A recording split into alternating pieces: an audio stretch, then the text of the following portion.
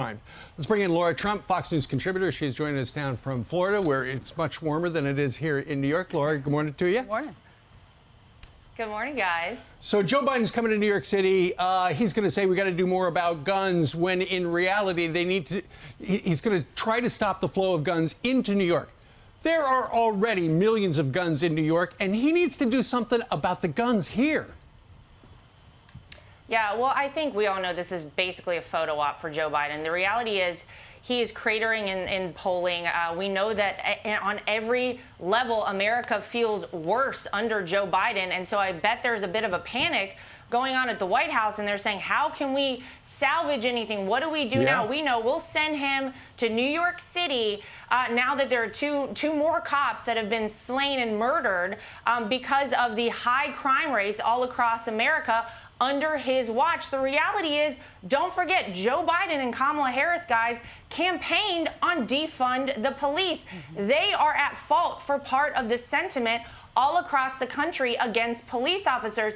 And if Joe Biden actually wanted to do something from a federal level, how about checking out our southern border, Joe Biden? How about the fact that gang members are pouring in over our southern border? Illegal and lethal drugs are pouring in over our southern border, contributing to the crime situation.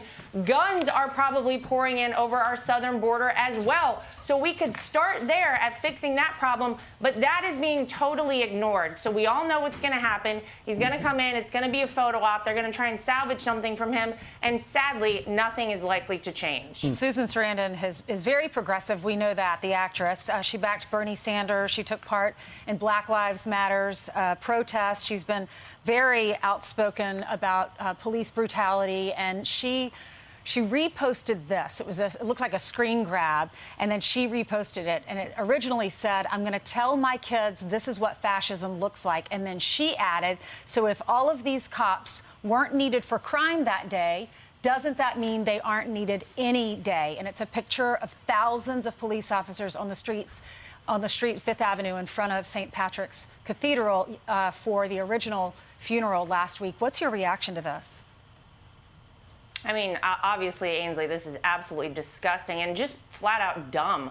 My 4-year-old knows the need for police officers in America, and obviously Susan Sarandon didn't get that memo that you need them. I dare her to try and go and live in any city, any town, any place in America without law enforcement. Good luck. These men and women put their lives on the line every single day to protect us and keep our cities, our country, by and large, safe. They don't know if they're going to come home at the end of the day. So, yes, there was a big to-do in New York City, Susan Sarandon, and it was warranted because this is absolutely crazy to see the war on cops continue in our country. This has nothing to do with fascism. She might want to look up the definition of that word. What an idiotic thing to say. But you know what, guys? Sometimes people will tell you who they are. You just have to listen. Maybe that's what we saw with Susan Sarandon. Maybe that's what we saw with Whoopi Goldberg this week. Maybe we ought to pay attention to who they say they are. No, but Joe Rogan's the problem. We all know that. But by the way, the president they keep saying that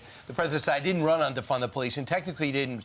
But basically, he's gone out of his way to vilify the police. And if you listen to Heather McDonald, I would argue knows more about criminal justice, crime, and punishment than anyone in this country. She writes today, if you look back at what Joe Biden has done, he says on October 16th, the National Peace Officers Memorial Service, he says, equality and impartial of justice is denied too many communities, black and brown, and there are too many families who are grieving unnecessary losses for their sons and daughters and their brothers from police violence.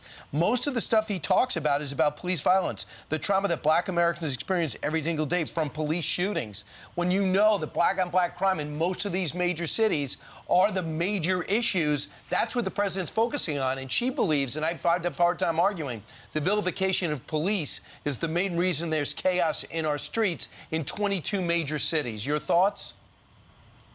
Yeah, I think you're exactly right. I think that's a big part of it. Obviously, the DAs are a big part of that as well. But Joe Biden can't have it both ways, and that's, Brian, what he was trying to do there. He was trying to act as though he cared about the war on cops, but yet appease part of the radical base of the Democrat Party that says that all cops are bad and they're out to, target certain groups of people in this country, which we know is not true. They're out there to protect and serve every single American. So you can't have it both ways. You can't vilify cops on one end and then say, oh, but we're having this situation to support cops. That's not how it works. Look at the way Donald Trump stood behind every single police officer in this country, and you see it whenever Joe Biden goes anywhere. The police are not excited to have him there. Look at when Donald Trump traveled anywhere and continues to travel anywhere. The police are standing at attention. They are happy he is there.